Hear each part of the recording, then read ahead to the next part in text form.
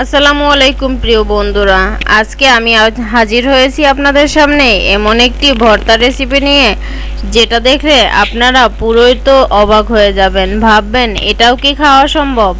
হ্যাঁ বন্ধুরা, তাই না টেনে পুরো ভিডিওটা মনোযোগ সহকারে দেখে নিন।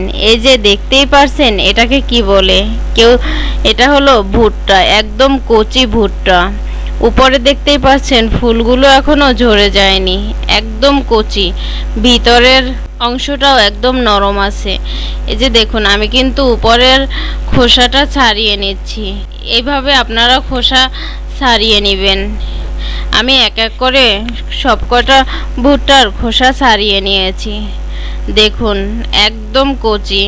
এইরকম ভুট্টা দিয়ে খুব মজার একটি রেসিপি আমি আপনাদেরকে বানিয়ে দেখাবো। তার জন্য আমি ভুট্টাগুলোকে একদম কুচি কুচি করে নিচ্ছি।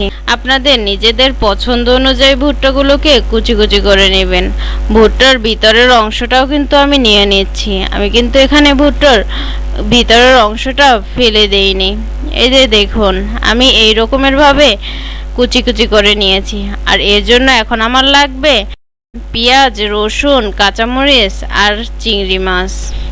এখন চুলায় একটা প্যান বসিয়ে দিয়েছি। প্যানে পরিমাণ মতো তেল দিয়ে তারপর এক এক করে আমি চিংড়ি মাছ, পেঁয়াজ, রসুন, কাঁচামরিচ সবগুলো ঢেলে দিব। তারপরে চুলার আঁচটা মিডিয়াম টু লো রেখে অনবরত নেড়েচেড়ে ভেজে নিব। এরকমের ভেজে নেবেন। তারপরে সামান্য কিছু লবণ দিয়ে দিয়েছি। লবণ দিয়ে নিলে খুব ভালো হয়। এখন আমি 5 মিনিটের জন্য ঢাকনা দিয়ে ঢেকে রেখেছিলাম যাতে রসুনটা খুব ভালোভাবে সিদ্ধ হয়ে যায়, সেই জন্য।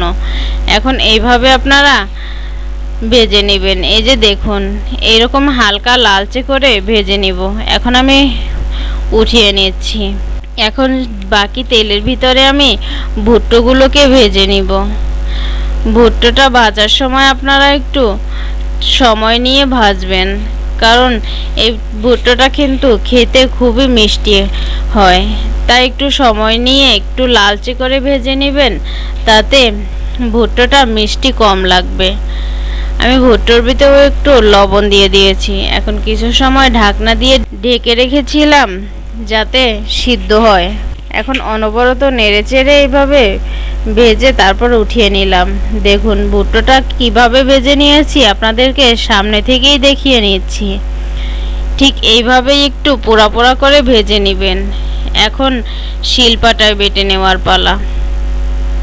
কেউ চাইলে ব্লেন্ডারেও এই ভর্তাটা বানিয়ে নিতে পারেন, কিন্তু শিলপাটায় বেটে তারপরে এই ভর্তাটা খেতে ভীষণ মজার।